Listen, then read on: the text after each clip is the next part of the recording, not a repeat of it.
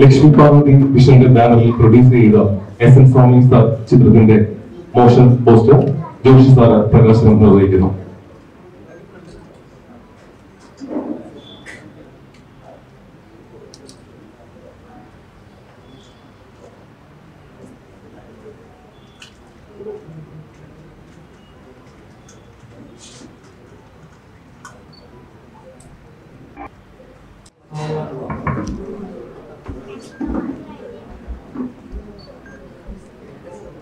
ഫംഗ്ഷനല്ലായിരുന്നു ഇത്. ഞാൻ സംവിധാനം ചെയ്ത സിനിമയിൽ ലോണിനോട് ബന്ധപ്പെട്ട ചില വിശേഷങ്ങളും ചില കാര്യങ്ങളും ആണ് ഞങ്ങൾക്ക് നിങ്ങളോട് പങ്കുവയ്ക്കാണ്. പിന്നെ ഏറ്റവും അടുത്ത സുഹൃത്തായ ശ്രീ ഉണ്ണികൃഷ്ണൻ അത് തുടങ്ങി വയ്ക്കും. ഉത്തരങ്ങൾ അതിൻ്റെ സമയമാണ്. ഇതൊരു ഇൻട്രസ്റ്റിംഗ് വിഷയമായിരിക്കും എന്നാണ് എൻ്റെ വിശ്വാസം. എല്ലാവർക്കും നമസ്കാരം. സ്വാമി ഇന്നലെ എന്നോട് ഈ ഫംഗ്ഷനെ കുറിച്ച് പറഞ്ഞു. ഇതൊരു ഒട്ടും ഔപചാരികത കലർന്ന ചടങ്ങല്ല. അപ്പൊ ഇവിടെ വന്നിരുന്നപ്പോഴും പറഞ്ഞു സ്വാമി പറഞ്ഞത് നീ എല്ലാം നോക്കിക്കോണം. എന്താണ് നോക്കേണ്ടതെന്നുള്ളതിനെ എനിക്ക് വലിയ ധാരണയില്ല. ഈ സിനിമയെ കുറിച്ച് സ്വാമിയാണ് സംസാരിക്കുന്നത്.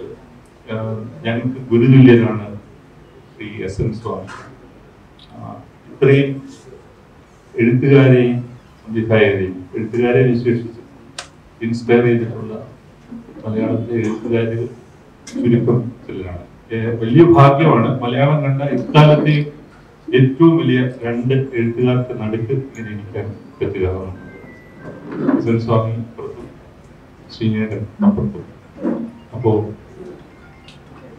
ഇതിനകത്തെ പ്രത്യേകത എന്ന് പറയുന്നത് സ്വാമി സാറ് ആദ്യമായിട്ട് സംവിധാനം നിർവഹിക്കുന്നു. അപ്പോ ഒരു പ്രായവും ഒരു സമയവും വൈകിയതല്ല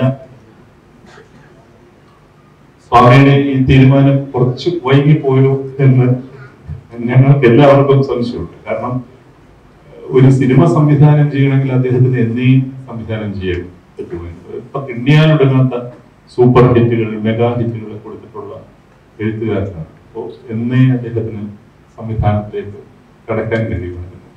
പക്ഷെ അദ്ദേഹം അതിനെ തിരഞ്ഞെടുത്തത് സമയം കുറച്ച് വൈകിപ്പോയി എന്ന് ഞങ്ങൾക്ക് അഭിപ്രായമുണ്ട്. പക്ഷെ ഞാൻ നേരത്തെ പറഞ്ഞ പോലെ ഒരു സമയവും വൈകിയതല്ല. പിന്നെ ശ്രീനിയേട്ടൻ ഇപ്പുറത്തിരിക്കുന്നത് കൊണ്ട് വേണമെങ്കിൽ പറയാം എല്ലാത്തിനും അതിൻ്റെതായ സമയമുണ്ട് ദാസ എന്ന് വേണമെങ്കിൽ പറയാം.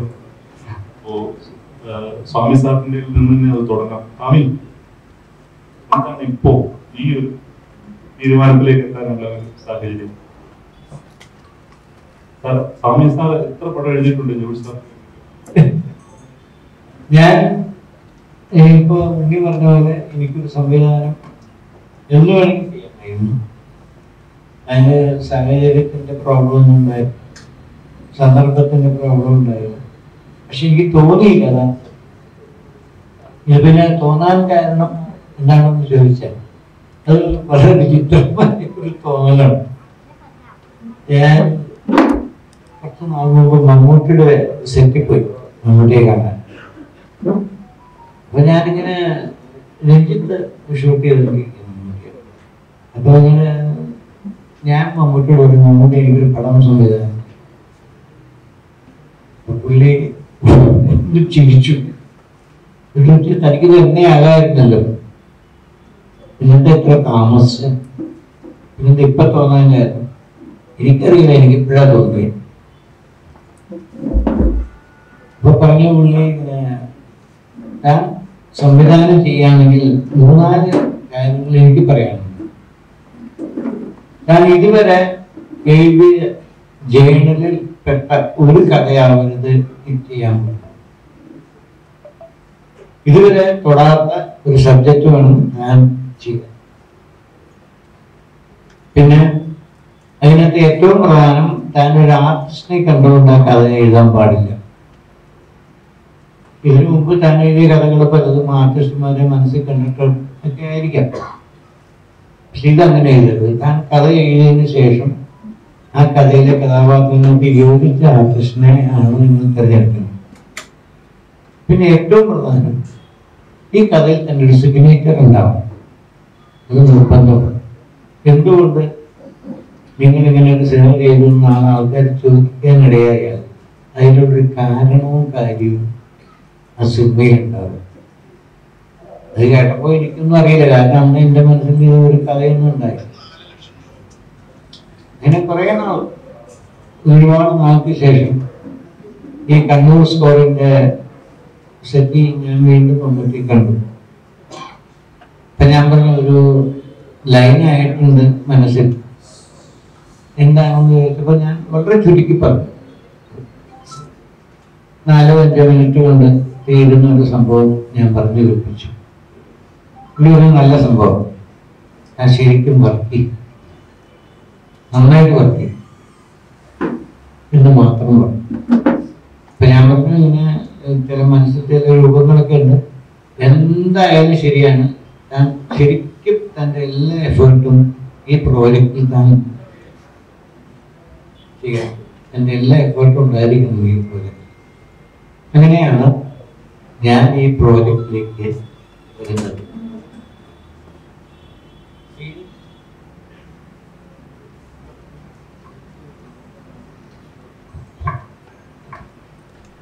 ശ്രീനേട്ടനോട് മമ്മൂക്ക പറഞ്ഞിട്ടാണ് സ്വാമി സാർ ഇങ്ങനെ രൂപത്തിൽ അറിയപ്പെടുന്നത്. മമ്മൂക്കയുടെ വാക്കുകളെ വിശ്വസിക്കാൻ പറ്റുമെന്നാണ് സ്വാമി സാർ ചോദിക്കുന്നത്. മമ്മൂട്ടിയെ പറ്റി അങ്ങനെ ചോദിക്കുമ്പോൾ കുറച്ചു കാലം മുമ്പുള്ള ഒരു കാര്യം പെട്ടെന്ന് ആദ്യം ഓർമ്മയിൽ വെച്ചു. അതായത് അദ്ദേഹത്തിന് അഭിനയത്തിലുള്ള നാഷണൽ അവാർഡ് കിട്ടി. ആ വർഷം ചിന്താവൃത്തിയായ ശ്യാമള എന്ന് പറയുന്ന സ്ഥലത്ത് എനിക്കും ഒരു നാഷണൽ അവാർഡ് ഉണ്ടായിരുന്നു. അങ്ങനെ ഞാൻ ഡൽഹിയിലെത്തി. അപ്പോ ഈ അവാർഡ് ചടങ്ങ് നടക്കുന്നതിന് തലേ ദിവസം പ്രസിഡന്റിന് അവാർഡ് വാങ്ങുന്ന ഭാഷയിൽ റിഹേഴ്സലൊക്കെ ഉണ്ട്. അപ്പോൾ ആർക്കും മര്യാദ അനാവശ്യം സംസാരിക്കാൻ പാടില്ല, അങ്ങനെയൊക്കെ. അപ്പോൾ അതൊക്കെ കഴിഞ്ഞ് പിറ്റേ ദിവസം അവാർഡ് വാങ്ങുന്ന സമയം, അപ്പോൾ അവാർഡ് ജേതാക്കളുടെ ആളുകളെ പറ്റി ഏങ്കർ ചെയ്യുന്ന ആള് ആദ്യം കുറച്ച് സംസാരിക്കും. അദ്ദേഹത്തിലേക്ക് ജീവചരിത്രം അങ്ങനെ പറ്റി സംസാരിക്കും. അപ്പൊ മമ്മൂട്ടിയുടെ കാര്യം പറയുന്ന സമയത്ത് ഏങ്കർ പറഞ്ഞു, this is the second day he is getting the award. അപ്പൊ മമ്മൂട്ടി ഒറ്റ പ്രസിഡന്റ് കേരള തരാതെ പേടിച്ചു. അപേക്ഷിച്ചൊക്കെ ഒറ്റ പേരാണെന്ന് അപേക്ഷിച്ച്. അപ്പൊ Mammootty, this is the third time I am getting the same award. അതാ പ്രശ്നം. രണ്ടാമത്തെ തവണയല്ല, മൂന്നാമത്തെ തവണയാണ് കിട്ടുന്നത്. പ്രസിഡന്റ് കേരള അദ്ദേഹം അവാർഡ് വാങ്ങാൻ പോയപ്പോ പ്രസിഡന്റ് എന്തോ പറയുന്നത് കേട്ടു. എന്നെ പേടിപ്പിച്ചറിഞ്ഞെന്നോ ഞാൻ കേട്ടില്ല. പക്ഷെ എങ്കിലും അതായിരിക്കും സോറി സാറെന്ന് മമ്മൂട്ടി പറഞ്ഞതായിട്ടും തോന്നി. പക്ഷെ എന്തായാലും വളരെ അസുഖം വന്നതായിട്ട് അറിഞ്ഞില്ല. അധികാരം ജീവിച്ചില്ല, അദ്ദേഹം മരിച്ചുപോയി. അപ്പൊ ഈ രണ്ടുതൊഴിലിന്റെ മൂന്നാമത്തെ തവണ ആണെന്ന് പറയാൻ പറ്റുമായിരുന്നു. ഇത്രയും വലിയ ഒറ്റ വെക്കണമായിരുന്നു എന്നുള്ളതാണ് എന്റെ സംശയം. അതുകൊണ്ട് അദ്ദേഹം സ്വാമിയെ ഉപദേശിച്ച എല്ലാ ഉപദേശവും വേണ്ടിയിരുന്നു എന്നാണ് എന്റെ സംശയം.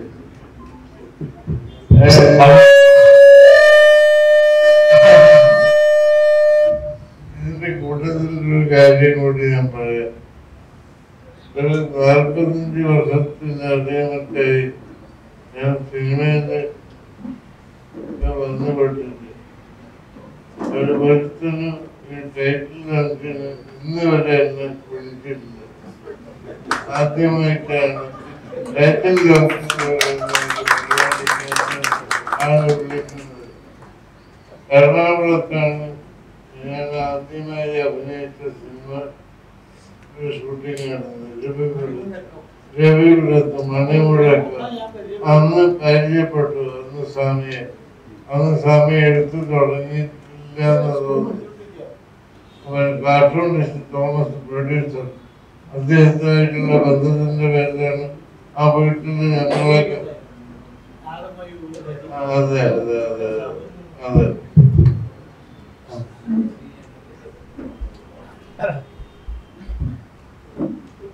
സ്വാമി ശ്രീകണ്ഠൻ പറഞ്ഞതിനെ കുറിച്ച് അല്ല, എനിക്ക് മമ്മൂട്ടിയെ വിശ്വാസം ആണ്. എനിക്ക് ഒരു സംശയമില്ലാത്ത വിശ്വാസമാണ്. അതെ, കാരണം ഞാൻ അനുഭവം കൊണ്ട് പഠിക്കൊരു മനുഷ്യൻ. അതായത് 20-ാം നൂറ്റാണ്ടിൽ നിന്നിട്ട് സിനിമ കഴിഞ്ഞിട്ടാണ് CBI ഉണ്ടായത്. CBI ഞാൻ ആദ്യം എഴുതിയത് ഒരു പോലീസുകാരന്റെ കഥയായിരുന്നു. കഥയെല്ലാം ഞാൻ മമ്മൂട്ടി പറഞ്ഞു കേൾപ്പിച്ചു. പുള്ളി വളരെ നിശബ്ദമായിട്ട് കഥയെല്ലാം കേട്ടതിന് ശേഷം ലാസ്റ്റ് ഒരു നല്ല കഥയാണ്, പക്ഷെ പോലീസ് വേണ്ട. ഞാൻ പറഞ്ഞു, പോലീസ് ഇല്ലാതെ എങ്ങനെയാണ് കുറ്റാന്വേഷണം? സ്വാമി, ഞാൻ ആവനാഴി എന്ന് പറഞ്ഞൊരു സിനിമ ചെയ്തിരിക്കുക.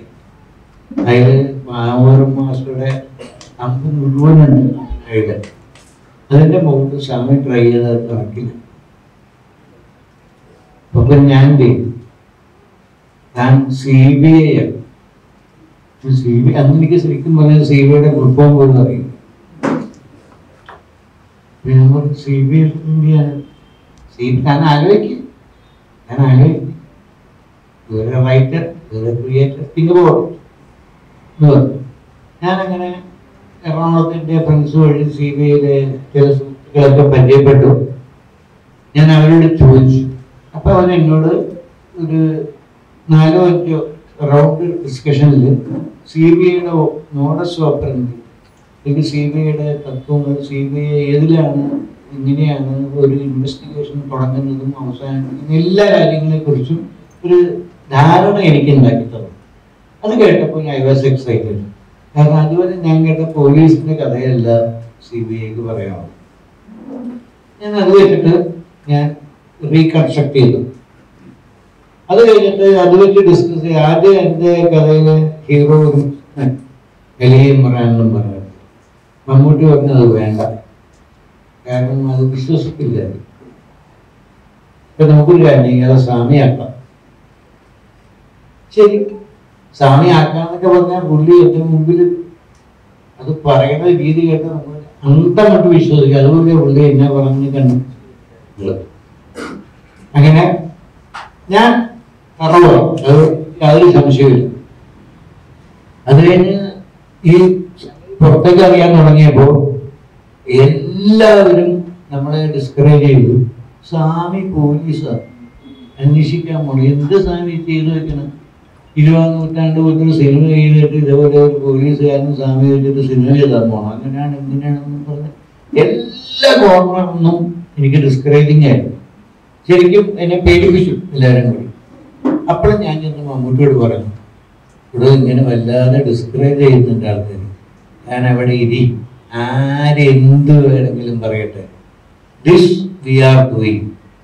ഇപ്പോഴുള്ള പ്രൊഡ്യൂസറിന് താല്പര്യമില്ലെങ്കിൽ ഞാൻ തനിക്ക് 10 പ്രൊഡ്യൂസറെ തരാം, എന്ത് വേണമെങ്കിലും കാര്യമേ താൻ വിട്ടേക്ക്, നമ്മൾ ഇത് ചെയ്യും, ചെയ്യുകയാണെങ്കിൽ ഇത് തന്നെ ചെയ്യും, ആരെന്ത് വേണമെങ്കിലും പറഞ്ഞോട്ടെ.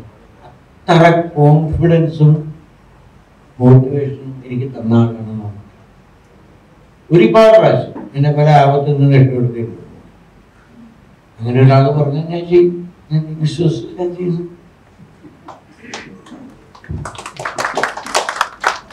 സ്വാമിയുടെ ഈ ഏറ്റവും ഗംഭീരമായിട്ടുള്ള ഒരു ഫിലിമോഗ്രഫിയിലെ ഏറ്റവും നമ്മളെല്ലാവരും റെസ്പെക്റ്റോടുകൂടി കാണുന്ന ഒരു സീരീസ് ഓഫ് ഫിലിംസ് ആണ്. അതിന്റെ പുറകില് വളരെ ശക്തമായിട്ടുള്ള മമ്മൂക്കയുടെ ഇടപെടലും മമ്മൂക്കയുടെ സ്വാമിയോടുള്ള ഇന്ററാക്ഷനുമാണെന്ന് സ്വാമി പറഞ്ഞു. അതേപോലെ തന്നെ ഈ സിനിമയുടെ പുറകിൽ മമ്മൂക്ക സ്വാമിക്ക് തന്നിട്ടുള്ള എല്ലാ സജഷൻസും എല്ലാ ഉപദേശങ്ങളും ഫലവത്താവട്ടെ എന്ന് ഞങ്ങൾ എല്ലാവരും ചേർന്ന് സ്വാമിയുടെ അടുത്ത് ആശംസിക്കുന്നു. ഏറ്റവും സംവിധായകർക്ക് നോക്കുകയാണെങ്കിൽ മലയാള സിനിമയിലെ ഏറ്റവും ചെറുപ്പമുള്ള സംവിധായകനാണ് ഇപ്പോൾ ശ്രീ SM സ്വാമി. കാര്യം അദ്ദേഹമാണ് ഇപ്പോൾ ഏറ്റവും പുതുതായിട്ട് വരുന്ന സിനിമ സംവിധാനം ചെയ്യുന്നത്, യങ്ങസ്റ്റ് എന്ന് വേണമെങ്കിൽ പറയാം. അപ്പോൾ സ്വാമിക്ക് അതിനകത്ത് എല്ലാ ഭാഗവും സ്വാമിയുടെ നിർമ്മാതാവിനെല്ലാം കേൾക്കണ്ടേ, കഥ പോലും ചോദിക്കാത്ത നിർമ്മാതാവ്. എല്ലാവർക്കും നമസ്കാരം. വളരെ രസകരമായ ഒരു ആദ്യമായി എന്റെ ജീവിതത്തിൽ ആദ്യമായിട്ടാണ് ഇങ്ങനെ രസകരമായ ഒരു സദസ്സിൽ ഇരിക്കാനും മലയാള സിനിമ ഇൻഡസ്ട്രിയിലെ ഏറ്റവും ആദരണീയരായിട്ടുള്ള വ്യക്തിത്വങ്ങളുടെ കൂടി ഇരിക്കാൻ ഒരു ഭാഗ്യം ശ്രദ്ധിച്ചത്. സ്വാമി അതയുടെ ഒരു സാരാംശം എന്നോട് പറഞ്ഞിരുന്നു ആദ്യം. അപ്പം അതിന്റെ തുടർന്നുള്ള കാര്യങ്ങളിൽ ഞാൻ ഇടപെട്ടിട്ടില്ല. സ്വാമിയോട് ഞാൻ പറഞ്ഞു, സ്വാമി എന്ത് ചെയ്യുന്നു, സ്വാമിയാണ് പ്രൊഡ്യൂസർ, സ്വാമി ചെയ്യുക, ഞാൻ ഒരു പേരുകാരനായിട്ട് സ്വാമിയുടെ കൂടെ നിൽക്കാം, അതിൽ കൂടുതലായിട്ട് ഞാൻ ഒന്നിനോട് ഇടപെടത്തില്ല എന്ന് ആദ്യം തന്നെ സ്വാമിയോട് പറഞ്ഞു. ഏതാണ്ട് അതിന്റെ പൂർണ്ണതയിൽ എത്തുമ്പോഴും ഞാൻ എന്റെ ആ വാക്ക് പാലിച്ചു എന്നാണ് എന്റെ വിശ്വാസം. ഞാൻ ഒന്നിനും ആവശ്യമില്ലാതെ ഇടപെട്ടിട്ടില്ല. പിന്നെ എനിക്ക് സ്വാമിയിലൊരു വിശ്വാസമുണ്ട്, നമ്മളെ കരയിപ്പിച്ച ചക്കരമ്മയിൽ നിന്ന് നമ്മളെ പ്രസിദ്ധിച്ച CBIയിലേക്ക് എത്തി, തീർച്ചയായിട്ടും എന്നെ കരയിപ്പിക്കില്ല എന്നുള്ള വിശ്വാസം എനിക്ക് സ്വാമിയിലുണ്ട്. അപ്പൊ അതുകൊണ്ട് ഞാനും തീരുമാനിച്ച് മുന്നോട്ട് പോകാമെന്ന്.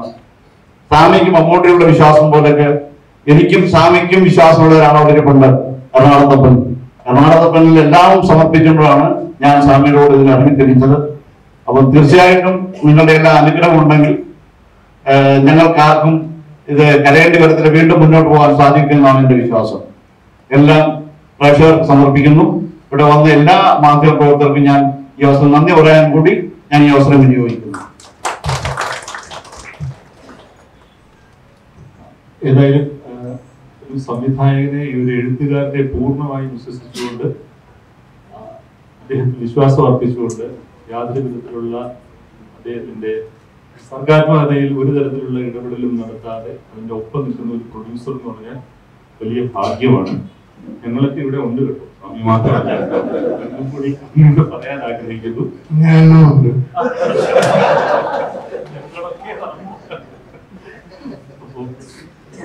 പിന്നെ സ്വാമിയുടെ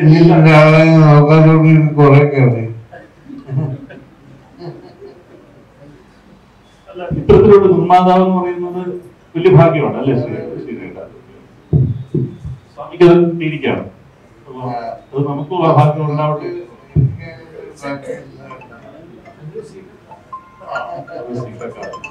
അപ്പൊ അതിലേക്ക് വരാം. സ്വാമി, എന്താണ് സീക്രട്ട് എന്ന് പറയുന്നത്? സ്വാമിയുടെ എല്ലാ സിനിമയും അവസാനം ഒരു സീക്രട്ട് റിവീൽ ചെയ്യുന്ന പോലെയാണ് മേജർ സിനിമ. അല്ലാത്ത സിനിമകളും സ്വാമി ചെയ്തിട്ടുണ്ട്. അല്ലെങ്കിൽ ഈ മോഷൻ പോസ്റ്റർ ഒരുപാട് കാര്യങ്ങൾ കണ്ടു, അസ്ട്രോളജി, നിമിത്തശാസ്ത്രം, അതിലൊന്നും വലിയ വിശ്വാസമില്ലാത്ത ആളാണ് ഞാൻ. എന്നാലും ഈ സീക്രട്ട് എന്ന് പറയുന്ന ഒരു ടൈറ്റിലേക്കും ഇതുപോലുള്ള കാര്യങ്ങൾ എങ്ങനെയാണ് സ്വാമി കണ്ടന്റിനെ കുറിച്ച് എന്താ സ്വാമിക്ക് പറയാനുള്ളത്?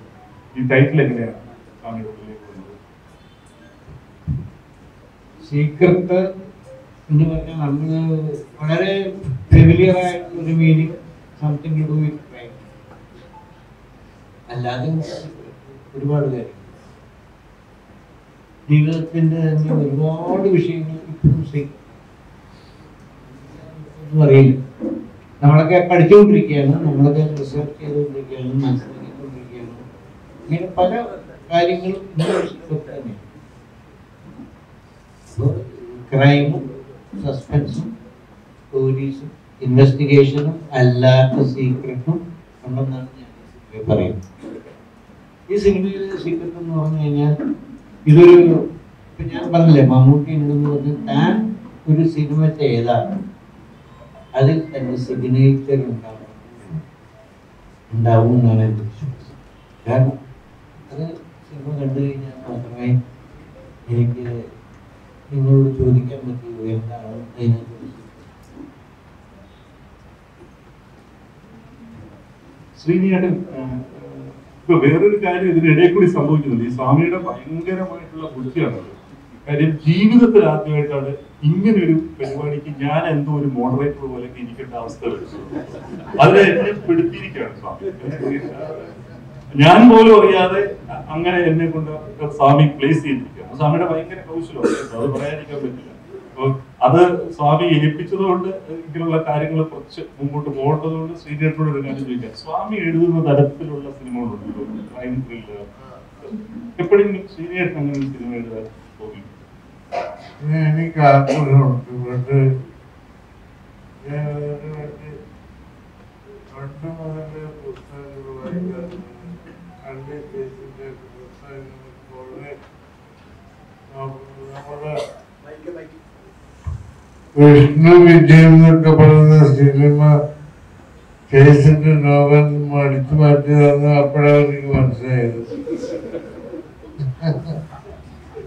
പക്ഷെ എത്ര വായിച്ചിട്ടും എനിക്ക് ആ ട്രാക്കിലേക്ക് ഒരു പിടിപ്പില്ലാത്തതുകൊണ്ട് അവസാനം എനിക്ക് ശരിയാവില്ലെന്ന് പറഞ്ഞിട്ട് പിൻവാങ്ങിയതാണ്. പറ്റുന്നില്ല. അതിന് വേറൊരു ബുദ്ധിമാണ്. അത് സ്വാമിക്കൊക്കെ ഉള്ളൂ. അതിന് സ്വാമിയാവണം, എന്നാലേ പറ്റും.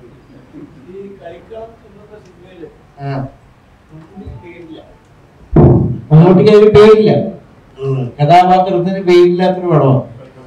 അപ്പൊ അതിനകത്ത് ശ്രീനിയോട് ചോദിക്കുന്നുണ്ട് എന്താണ് അയാളുടെ പേര്. അയാളുടെ പേര് എനിക്കറിയില്ല, പേരില്ല എന്നാ പറഞ്ഞത്.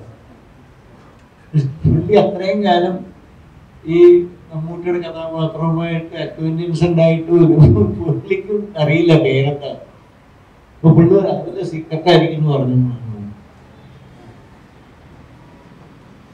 കളിക്കളത്തെ കുറിച്ചാണ് സ്വാമി പറയുന്നത്. അങ്ങനത്തെ കഥാപാത്രത്തിന് പേര് പോലും മമ്മൂട്ടിയുടെ കഥാപാത്രത്തിന് അങ്ങനെയാണ് ആ സ്ക്രിപ്റ്റ് ഡ്രൈവ് ചെയ്തിരിക്കുന്നത്.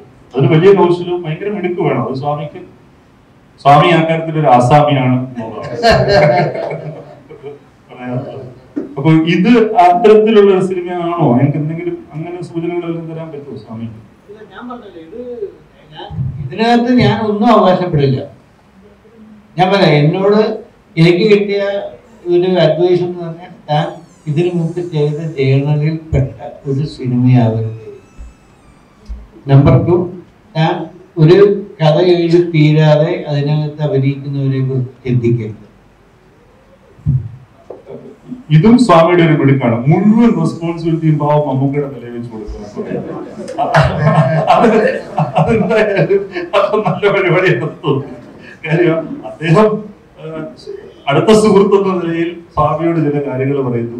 സ്വാമി ഇപ്പൊ എന്താണ് ചെയ്യുന്നത്? ഈ സിനിമയുടെ മുഴുവൻ ഉത്തരവാദിത്വവും പാവപ്പെട്ട മമ്മൂക്കയുടെ തലയിൽ വെച്ച് കൊടുക്കുക എന്നുള്ളതാണ്. അപ്പോ അതും സ്വാമിയുടെ ഒരു മിടുക്കാണ്. ഈ മിടുക്ക് എല്ലാം കൂടി ഗംഭീരമാകട്ടെ സിനിമ എന്ന് മാത്രമേ ഞങ്ങൾക്ക് ആശംസിക്കാനുള്ളൂ. മറ്റെന്തെങ്കിലും ഉണ്ടോ നമുക്ക് സംസാരിക്കാനോ വല്ലതും ഉണ്ടോ സ്വാമി?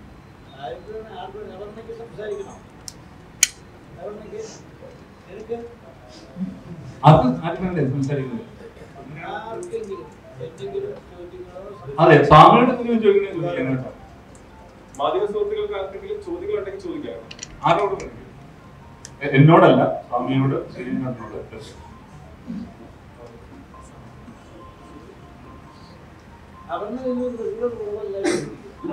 സംസാരിക്കട്ടെ.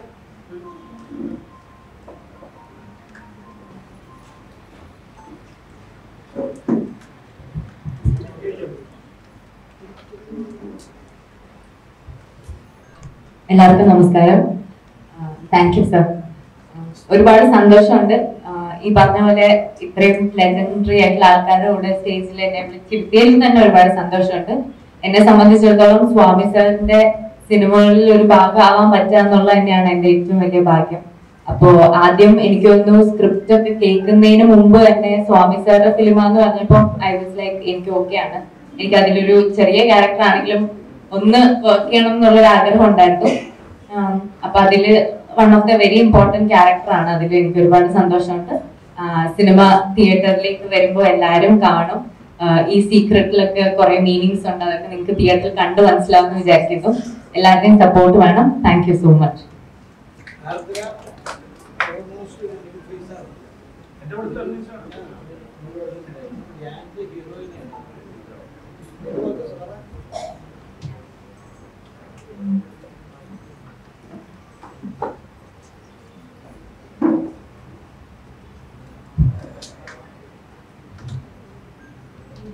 ആദ്യത്തെ പടമാണ് ഒരു ക്യാരക്ടർ ചെയ്തത്.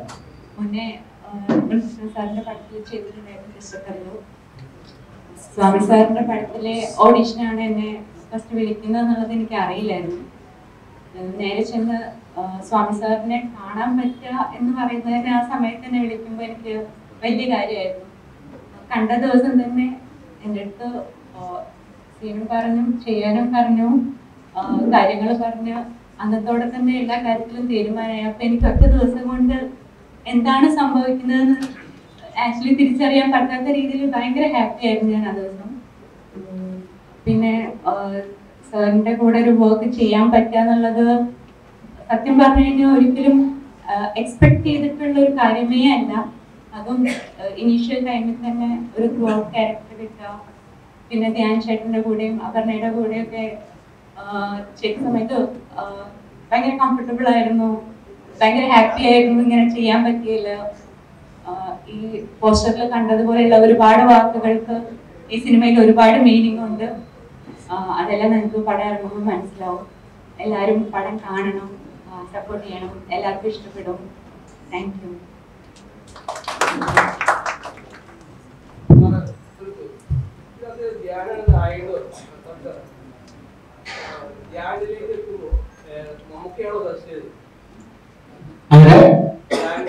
അല്ല ഒരിക്കലും ഇല്ല, ഒരിക്കലും. ഞാൻ എന്റെ മനസ്സിൽ നിന്ന് അയാളുടെ രൂപമാണ് എന്റെ കഥാപാത്രമാണ് മാച്ചിങ് ആയിട്ട് എനിക്ക് തോന്നിയത്. അങ്ങനെ അയാളെ ഞാൻ അന്വേഷിച്ചു. അയാളുടെ ഡേറ്റ് ഉടനെ ഉണ്ടായിരുന്നില്ല. 3-4 മാസം കഴിഞ്ഞ് അയാൾ ചെയ്യാമെന്ന് പറഞ്ഞു. ഞങ്ങൾ സബ്ജക്റ്റ് ഒരു ഇതേപോലെ ഡിസ്കസ് ചെയ്തപ്പോൾ ഈ വാസ് ഹാപ്പി. അങ്ങനെ ഞാൻ കറിയായിരുന്നു. ഞങ്ങൾ വേറെ ശരിക്കും പറഞ്ഞാൽ ഈ പടത്തിൽ വേറെ ഓപ്ഷൻ ആലോചിച്ചിട്ടില്ല.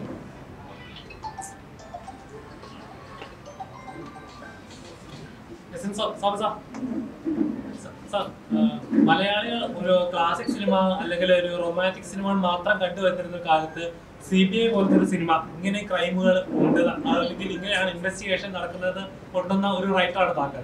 ഇപ്പോഴത്തെ കാലത്ത് വരുന്ന ത്രില്ലർ സിനിമകളൊക്കെ കാണാറുണ്ടോ? ഇൻവെസ്റ്റിഗേഷൻ സിനിമകൾ കാണാറുണ്ടോ? ഞാൻ പറഞ്ഞല്ലോ, എനിക്ക് ഇതിനകത്ത് മമ്മൂട്ടി എന്ന് പറഞ്ഞാൽ എൻ്റെ ഏറ്റവും അടുത്തൊരു സുഹൃത്ത്. ഞങ്ങളന്ന് 10-40 വർഷത്തെ അടുപ്പവും ഇതുള്ളതാണ്. ഇൻവെസ്റ്റിഗേഷൻ മമ്മൂട്ടിയുടെ ഞാൻ ലാസ്റ്റ് അദ്ദേഹത്തിന്റെ ഇൻവെസ്റ്റിഗേഷൻ സിനിമ കണ്ടത് സ്കോഡാണ്. ഇപ്പോഴത്തെ റൈറ്റേഴ്സിന്റെ എങ്ങനെ തോന്നുന്നു ഇൻവെസ്റ്റിഗേഷൻ സ്റ്റോറീസ് ഒക്കെ കാണുമ്പോൾ? ഞാൻ അങ്ങനെ ഒരു റൈറ്ററെയും വിലയിരുത്താൻ അത്ര കഴിവുള്ള ആളൊന്നുമല്ല. എല്ലാവർക്കും അവരുടേതായ സ്വാതന്ത്ര്യമുണ്ട്, എല്ലാവർക്കും അവരുടേതായ രീതികളുണ്ട്. എല്ലാവർക്കും നമ്മളിപ്പോൾ ഒരു ക്രിട്ടിക്കിന്റെ രീതിയിലോ അല്ലെങ്കിൽ നിരൂപണമായിട്ടോ എനിക്ക് ഒരിക്കലും പറ്റില്ല. കാരണം എനിക്ക് ഒരുപാട് തെറ്റുകൾ പറ്റുന്നുണ്ട്, അതുപോലെ ശരികളും പറ്റുന്നു. അതുപോലെ എല്ലാവർക്കും ഉണ്ട് അവരുടെ അവകാശം. ഞാൻ അതിനൊന്നും ഒരു അഭിപ്രായം പറയില്ല.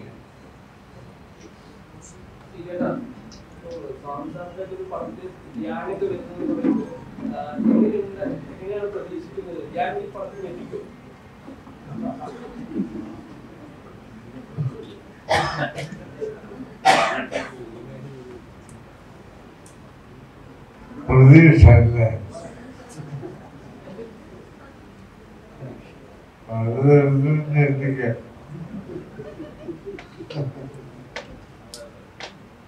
അത് ഏത് തരത്തിലുള്ള ഞെട്ടിക്കലാണ് ഉദ്ദേശിക്കുന്നത്? അഭിനയത്തിലൂടെയാണ്, ആക്ഷൻ സീനിലൂടെയാണ്, അഭിനയത്തിലൂടെ എന്തായാലും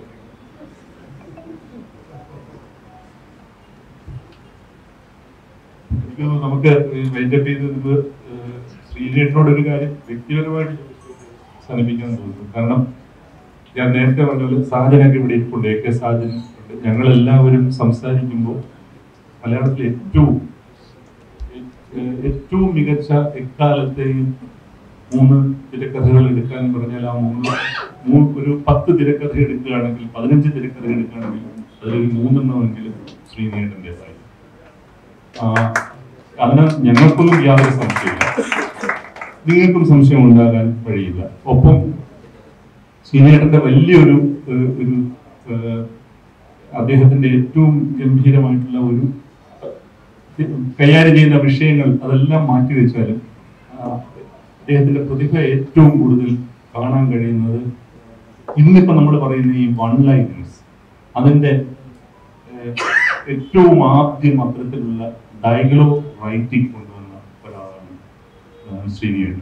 ചിന്താവിഷ്ടയായ ശ്യാമളയിൽ കുട്ടികളെ ഓട്ടോറിക്ഷയിൽ കയറ്റാൻ പറ്റാതെ ശ്യാമള കുട്ടികളെ പിടിച്ച് അകത്തേക്ക് വരുമ്പോൾ ശ്രീനേട്ടന്റെ ക്യാരക്ടർ ചോദിക്കുന്നത് എന്തു പറ്റി ശ്യാമളെ എന്ന് ചോദിക്കുമ്പോൾ അവര് പറയുന്നത് അവര് പോകുന്ന ഓട്ടോറിക്ഷയുടെ ഓണർ വർക്ക്ഷോപ്പ് നടത്തുന്ന വാസുവാണ്, അല്ലാതെ അയ്യപ്പനല്ല എന്നാണ് പറയുന്നത്.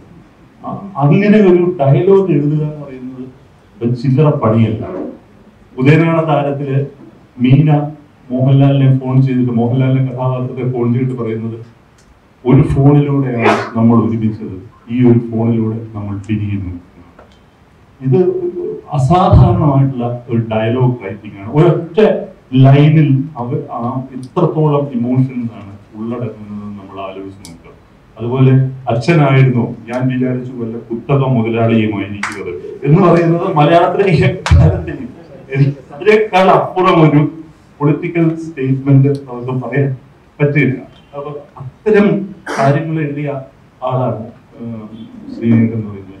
ശരിക്കും പറഞ്ഞാൽ ശ്രീനേട്ടന്റെ ഒരു തിരക്കഥയ്ക്ക് ഞങ്ങൾ വെയിറ്റ് ചെയ്യാം. ഉണ്ടാവുന്നതാണ്. തീർച്ചയായും കഥ എഴുതാൻ വേണ്ടി ശ്രമത്തിലാണ് അദ്ദേഹം വൈകാതെ അത് സാധിക്കുന്നതായി വിചാരിക്കുന്നത്. അപ്പൊ ഇത്തരം ഡയലോഗുകളൊക്കെ ഉണ്ണി ഓർമ്മിക്കുന്നുണ്ടെന്ന് ഞാൻ പോലും വിചാരിച്ചില്ല. നന്ദി സന്തോഷം. അല്ല, ഇതിന് ശരിക്കും നന്ദി പറയേണ്ടത് ശ്രീനേട്ടനോട്. അതായത് ശ്രീനേട്ടൻ നമ്മളോടല്ല നന്ദി പറയേണ്ടത്. കാരണം ഇത് എന്റെ മാത്രമല്ല, നിങ്ങൾക്ക് ഇവിടെ ഇരിക്കുന്ന ആർക്കും എനിക്ക് തോന്നുന്നു ശ്രീനേട്ടന്റെ ഇതുപോലത്തെ 10 ഡയലോഗെങ്കിലും പറയാൻ കഴിയുമെന്നാണ് എനിക്ക് തോന്നുന്നത്. ഒരു കാര്യം പറയാം ശ്രീനേട്ട, ഞാൻ ഈ അടുത്ത കാലത്ത് ഞങ്ങള് റൈറ്റേഴ്സ് എല്ലാവരും കൂടി ഇരുന്നപ്പോ ശ്രീനേട്ടന്റെ ഒരു ഡയലോഗിനെ കുറിച്ച് ഞങ്ങൾ പറഞ്ഞു. അത് മഴ പെയ്യുന്നു മദ്ദളം കൂട്ടുന്നു എന്ന് പറയുന്ന സിനിമയാണ്. ഈ സിനിമ ഞാൻ BA-ക്ക് യൂണിവേഴ്സിറ്റി കോളേജ് തിരുവനന്തപുരത്ത് പഠിക്കുമ്പോഴാണ് ഈ സിനിമ അജന്ത തിയേറ്ററിൽ കാണുന്നത്. എനിക്ക് തോന്നുന്നു 15 തവണയെങ്കിലും ഞാൻ തിയേറ്ററിൽ ആ സിനിമ കണ്ടിട്ടുണ്ട്. ഏത് വൈകുന്നേരം ഒഴിവ് കിട്ടിയാലും ആ സിനിമ കാണാൻ പോകുക എന്നുള്ളതാണ് ഞങ്ങൾ ചെയ്തുകൊണ്ടിരുന്നത്. അതിനകത്ത് മോഹൻലാൽ അവതരിപ്പിക്കുന്ന കഥാപാത്രത്തിലേക്ക് പറഞ്ഞു വിടുകയാണ് ശ്രീനേട്ടൻ. കല്യാണം ഡിസിയിൽ നിന്നും അകറ്റണം, പറഞ്ഞു വിടുകയാണ്. പുള്ളിക്ക് എങ്ങനെയെങ്കിലും അവിടെ നിൽക്കണം. അപ്പൊ ഞാനൊന്ന് യാത്ര പറഞ്ഞിട്ട് പോകാം എന്ന് പറയുമ്പോൾ യാത്രയൊക്കെ ഞാൻ പറഞ്ഞോളാം, നീ പോ.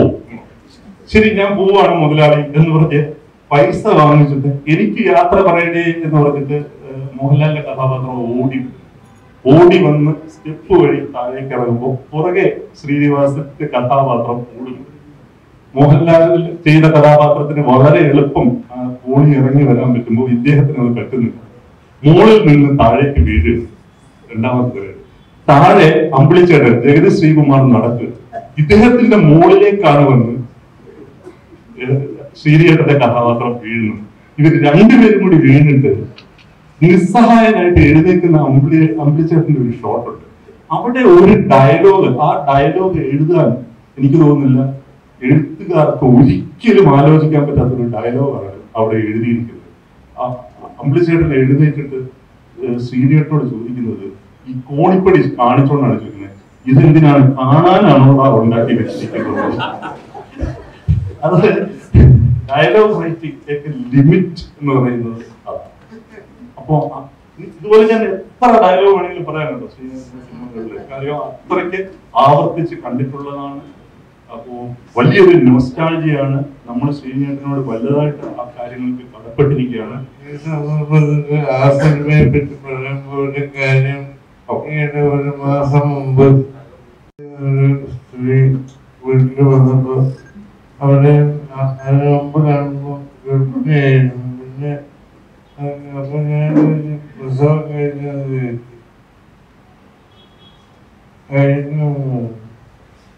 പിന്നെ ആണോ പെണ്ണോ?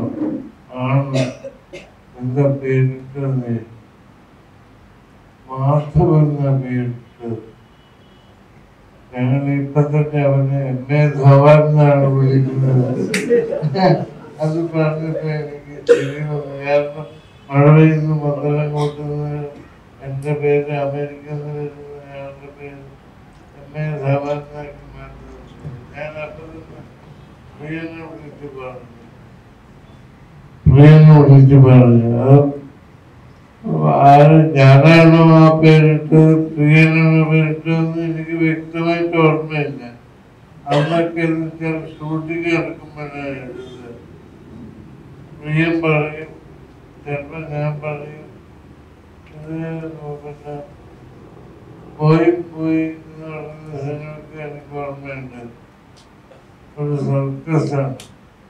അതായത് ഷാർട്ടാസ്റ്റില് പുറത്തൊരു പെൻസിൽ ഡ്രസ് കൊടുത്തിട്ട് ആദ്യത്തെ ഒരു പേജിൽ ഞാൻ എഴുതി കഴിഞ്ഞാൽ പിന്നെ എടുക്കുന്നത്. എന്നിട്ട് ഇത് അവസാനിക്കുന്നത് എങ്ങനെയാണെന്ന് പ്രിയെന്ന് അറിയില്ല. എഴുതുന്ന ഷൂട്ട് ചെയ്യണം. എനിക്കും അറിയില്ല, പ്രിയെന്നും അറിയില്ല. അവസാനം അത് ഹിന്ദി സിനിമയുടെ പ്രിയൻ എടുക്കുമ്പോ അത് ട്രാൻസ്ലേറ്റ് ചെയ്ത് കൊടുക്കണല്ലോ. അപ്പോഴാണ് പ്രിയൻ ഇത് വായിക്കുന്നത് ആദ്യമായി. അപ്പൊ അവര് എന്നെ വിളിക്കുകയാണ്. ഞാൻ ഇങ്ങനത്തെ ഡയലോഗൊക്കെ എഴുതിയിരുന്നത് ഞാനിപ്പോഴോ മനസ്സിലാക്കി. സോറി. നമ്മൾ ഈ കേൾക്കുന്നത് നമ്മുടെ എക്കാലത്തെയും നമ്മൾ സെലിബ്രേറ്റ് ചെയ്ത സിനിമകൾക്ക് പുറകിലുള്ള സംഗതിയാണ്. അതായത് തിരക്കഥ ഇന്ന രൂപത്തിൽ വേണമെന്നൊക്കെ സൈദ്ധാന്തികമായിട്ട് എഴുതുകയും പഠിപ്പിക്കുകയും ചെയ്യുന്ന ഒരു കാലമാണ്. സിഡ്ഫീൽഡ് എന്ന് പറഞ്ഞ ആളൊക്കെ ഇത് കേട്ട ആത്മഹത്യ ചെയ്തു. ഇങ്ങനെയൊക്കെയാണ് മലയാളത്തിലെ എക്കാലത്തെയും. ഇതൊന്നും പ്രതിഭകളുടെ സ്പോണ്ടേനിറ്റിയാണ്. ഇത് പ്രിയദർശൻ ശ്രീനിയേട്ടൻ പറഞ്ഞ ഇതേ കാര്യം ഈ ഒരു 2-3 മാസം മുമ്പ് ശ്രീ പ്രിയദർശൻ നേരിട്ട് എന്നോട് പറയുകയുണ്ടായി. അദ്ദേഹം ഒരു ദിവസം വൈകുന്നേരം എറണാകുളത്തുള്ള അദ്ദേഹത്തിന്റെ ഫ്ലാറ്റിൽ തങ്ങുമ്പോൾ എന്നെ ഫോൺ ചെയ്തിട്ട് നമുക്ക് ദിവസം വൈകുന്നേരം ഇരിക്കണം എന്ന് പറഞ്ഞ് ഞാൻ വൈകുന്നേരം അദ്ദേഹത്തിന്റെ അടുത്ത് പോയപ്പോൾ അദ്ദേഹം പറഞ്ഞുകൊണ്ടിരുന്നത് മുഴുവൻ ഇതാണ്. ശ്രീനിയേട്ടനുമായിട്ടുള്ള കോമ്പിനേഷൻ, അദ്ദേഹം ചെയ്തിട്ടുള്ള ആദ്യകാല സിനിമകൾ, എല്ലാ നടീനടന്മാരും ചേർന്ന് അങ്ങോട്ടും ഇങ്ങോട്ടും ബൗൺസ് ചെയ്ത് എങ്ങനെയാണ് സീനുകൾ ഉണ്ടാക്കിയിരുന്നത്. അതിനകത്ത് കൃത്യമായിട്ട് ഒരു വലിയ പ്ലാനോട് കൂടിയല്ല ലൊക്കേഷൻ ചെല്ലുന്നത്. പക്ഷെ അതിന്റെ ഒരു നരേഷനെ കുറിച്ചുള്ള ഒരു നൈരന്തര്യം ആ ഡയറക്ടറുടെ ഉള്ളിലുണ്ടാവും. അവിടെ ഇരുന്ന് എങ്ങനെയാണ് സീനുകൾ ഡെവലപ്പ് ചെയ്തുകൊണ്ടിരുന്നത്, ഓരോരുത്തരും എങ്ങനെയാണ് അതിനകത്ത് കോൺട്രിബ്യൂട്ട് ചെയ്തത് എന്നൊക്കെയാണ്. പക്ഷെ ഇപ്പോ അതെല്ലാം പോയിട്ട് നമ്മൾ പിച്ച് ചെയ്യണം, നമ്മൾ ഫുള്ളി ബൗണ്ട് സ്ക്രിപ്റ്റ് വെച്ചിട്ടാണ് ചെയ്യുന്നത്. അതിന് അതിൻ്റെതായ മേന്മകളുണ്ട്, ഇല്ല എന്ന് പറയുന്നില്ല. പക്ഷെ ശ്രീനിയേട്ടനൊക്കെ ചെയ്ത എല്ലാ പടങ്ങളും ഇതുപോലെ സംഭവിച്ചാണെന്നാണ് തോന്നുന്നത്. ഫുള്ളി റിട്ടൺ സ്ക്രിപ്റ്റുകൾ ഉണ്ടായിട്ടുണ്ടോ ശ്രീനിയേട്ടന്? ഫുള്ളി റിട്ടൺ ആയിട്ട് വളരെ അപൂർവം ആയിട്ടാണ് അത് ഉണ്ടായതെന്നാണ് പറയുന്നത്. എന്തായാലും അങ്ങനെയുള്ള ഒരു ഗംഭീര സിനിമയുമായിട്ട് ശ്രീനിയേട്ടൻ വീണ്ടും വരട്ടെ. അത് ശ്രീനിയേട്ടനും പ്രിയദർശനുമായിട്ടുള്ള കോമ്പിനേഷൻ, സത്യേട്ടനുമായിട്ടുള്ള കോമ്പിനേഷൻ, ഇതൊക്കെ മലയാളിക്ക് ഒരിക്കലും മറക്കാൻ പറ്റാത്ത സംഗതിയാണ്. അപ്പോൾ ഗംഭീരമായ അങ്ങനെ ഒരു സിനിമ സംഭവിക്കട്ടെ ആശംസിക്കുന്നു. നമുക്കിത് ഈ പറയുന്ന സാർ പറയുന്നത് ചോദിക്കണം. കാരണം കുറച്ചും പറയും ഇപ്പൊ ഓർത്തോർത്ത് ഇത്രയും ഡയലോഗുകൾ കാണാതെ പറയുന്നു. അപ്പൊ ഇപ്പോഴത്തെ മലയാള സിനിമയിൽ ഇങ്ങനത്തെ ഒരു റൈറ്റിംഗ് മിസ് ചെയ്യുന്നതായിട്ട് തോന്നുന്നുണ്ടോ? ഇല്ല, അങ്ങനെ ഇപ്പോ പുതിയ എഴുത്തുകാരെയൊക്കെ നമ്മൾ അങ്ങനെ കാണേണ്ട കാര്യമില്ല. അവർക്ക് അവരുടേതായ ഇപ്പൊ ശ്യാം പുഷ്കറിന്റെ ഒക്കെ എത്ര ഷാർപ്പായിട്ടുള്ള ഇതുപോലത്തെ എനിക്ക് എത്ര ഡയലോഗുകൾ നിങ്ങൾക്ക് പറയാൻ പറ്റും, അത് തീർച്ചയായിട്ടും പറയാൻ പറ്റും. അത്രയും എഴുത്തുകാരൊക്കെ ഇഷ്ടംപോലെ മലയാള സിനിമയിൽ ഉണ്ടായിട്ടുണ്ട്. ഇപ്പൊ നിങ്ങൾ നേരത്തെ സ്വാമിയോട് ആരാ ചോദിച്ചത്, ത്രില്ലർ സിനിമകളെ കുറിച്ച് ചോദിച്ചില്ല. ഇപ്പോഴത്തെ പുതിയ Jeethu Joseph is a brilliant writer. എന്തെങ്കിലും സംശയം ഉണ്ട് ആ കാര്യത്തിനകത്ത്? എനിക്ക് തോന്നുന്നു ഈ കാലത്തെ ഏറ്റവും നല്ല ത്രില്ലർ റൈറ്റർ എന്ന് പറയുന്നത് ജിത്തു ജോസഫാണ്. അദ്ദേഹത്തിന് ആ ഗ്രാഫ് എങ്ങനെ കൊണ്ടുപോകണം എന്നൊക്കെ വളരെ ക്ലീൻ ആയിട്ട് അറിയാവുന്നതാണ്. അപ്പോൾ പുതിയ ആൾക്കാർ മോശമാണെന്നൊന്നും അല്ല പറഞ്ഞത്. പക്ഷെ ഇവരെ പോലുള്ളവരെന്ന് പറയുന്നത് ഒരു കാലഘട്ടത്തിന്റെ ഭാവുകത്വം തീരുമാനിച്ചു. നമ്മളുടെയൊക്കെ യുവത്വം കടന്നുപോയത് ഇവരുണ്ടാക്കിയ സിനിമകളിലൂടെയും കഥാപാത്രങ്ങളിലൂടെയും സിറ്റുവേഷനിലൂടെയും. ഇപ്പോ നാടോടിക്കാറ്റ് എന്ന് പറയുന്ന സിനിമയിൽ മോഹൻലാൽ ഒരു കത്തെടുത്തിട്ട് ഒരു ചെറിയ വിശേഷമുണ്ട്, എന്റെ അമ്മ മരിച്ചുപോയി എന്ന് പറയുമ്പോൾ അത് നെഞ്ചിൽ, ആ ഡയലോഗ് നെഞ്ചിൽ കൊണ്ടത് ഇവിടുത്തെ മലയാളത്തിലെ മധ്യവർഗ യുവതയുടെ നെഞ്ചിലാണ് കൊണ്ടത്. അങ്ങനെയുള്ള ഒരു കാലഘട്ടത്തിലൂടെ കടന്നു വന്ന ഞങ്ങൾക്ക് ശ്രീനിവാസനെ പോലെയുള്ള എഴുത്തുകാര് എന്ന് പറയുന്നത് ഞങ്ങളുടെ ഏറ്റവും പ്രിയപ്പെട്ട എഴുത്തുകാരായിട്ട് നിലനിൽക്കും. അത് ഞങ്ങളുടെ നൊസ്റ്റാൾജിയാണ്. അത് നിങ്ങൾ അത് അതിൽ ഭാരപ്പെടണമെന്ന് ഞങ്ങൾ പറയുന്നത്. വേറൊരു തമാശയും കൂടിയുണ്ട്. ഇപ്പൊ ഈ സോഷ്യൽ മീഡിയയിൽ നിങ്ങളൊക്കെ പറയുന്നത് പഴയ ആളുകളെ മുഴുവൻ വസന്തങ്ങൾ എന്നാണ് വിളിക്കുന്നത്. എനിക്ക് ഒരു പിടിയും കിട്ടുന്നില്ല. കാരണം വസന്തം എന്ന് പറഞ്ഞാൽ ലോകത്തിലെ എക്കാലത്തെയും ഏറ്റവും മനോഹരമായ ഒരു പുതിയതായിട്ടൊരു സംഗതി, ഒരു പൂത്തുലയുന്നതിനെയാണ് നമ്മൾ വസന്തം എന്ന് പറയുന്നത്. മലയാള സിനിമയുടെ നവവസന്തങ്ങൾ എന്ന് പറയുന്ന പുതിയ എഴുത്തുകാരെ. പക്ഷെ ഇവര് പഴയ എഴുത്തുകാരെ അവഹേളിക്കാനായിട്ട് പഴയ നടീനടന്മാരെ, പഴയ സംവിധായകരെ, എസ്പെഷ്യലി സംവിധായകരെ അവഹേളിക്കാനായിട്ട് ഉണ്ടാക്കിയിരിക്കുന്ന വാക്കാണ് വസന്തം എന്ന് പറയുന്നത്. അത് ഒരു അറബ് നാടുകളിൽ വിപ്ലവം ഉണ്ടായപ്പോൾ പോലും അറബ് വസന്തം എന്നാണ് നമ്മൾ അതിനെ വിളിക്കുന്നത്, അല്ലെ? നക്സൽ മൂവ്മെന്റിന്റെ തുടക്കത്തില്, വിപ്ലവത്തിന്റെ തുടക്കത്തില് വസന്തത്തിന്റെ ഇടിമുഴക്കം എന്നാണ് അന്ന് പത്രത്തിന്റെ തലക്കെട്ടം എന്ന് പറയുന്നത്. ഇപ്പൊ ഈ വസന്തം എന്ന് പറയുന്നത് ഏറ്റവും ഉള്ളിലല്ലാത്തൊരു വാക്കാവുമ്പോൾ അതിനകത്തൊരു ഐറണിയുണ്ട്. എക്കാലത്തും ഞങ്ങളെയൊക്കെ പോലെയുള്ളവർക്ക് എക്കാലത്തും ഒരു വസന്തം പോലെ പുതിയ ഓരോ കാഴ്ചയിലും പുതിയ വസന്തം തരുന്ന സിനിമകൾ ഉണ്ടാക്കിയവരാണ് ഇവർ. അപ്പോൾ ആ അർത്ഥത്തിൽ അങ്ങനെ വിളിക്കുന്നത് വലിയ രീതിയിലുള്ള ഒരു ബഹുമതിയായിട്ട് ഞങ്ങൾ കാണുന്നു എന്നുള്ളതാണ്. ശ്രീനിയേട്ടനെ പോലുള്ളവർ ഞങ്ങളെ സംബന്ധിച്ചിടത്തോളം ഓരോ ദിവസവും പുതുക്കപ്പെടുന്ന വസന്തം.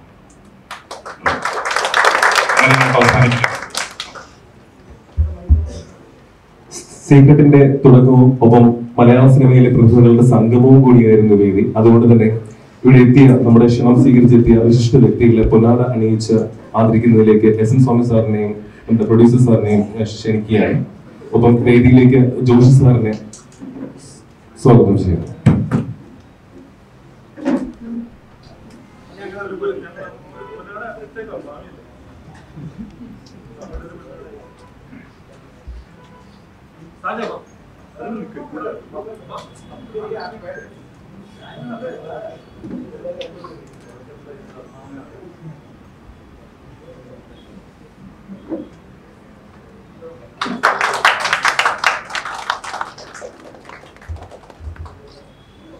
സാജൻ സാറിനെ വേദിയിലേക്ക് ക്ഷണിക്കുന്നു.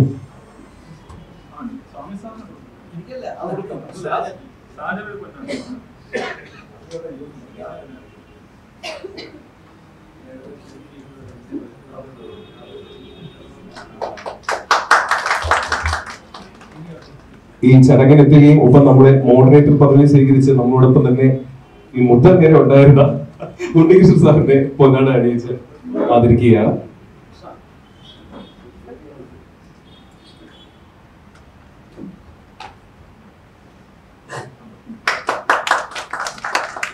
നമ്മുടെ പ്രിയപ്പെട്ട ശ്രീനിവാസൻ സാറിനെ എല്ലാ വിശിഷ്ട വ്യക്തികളും ചേർന്ന് പൊന്നാട അണിയിച്ച് ആദരിക്കുന്നു.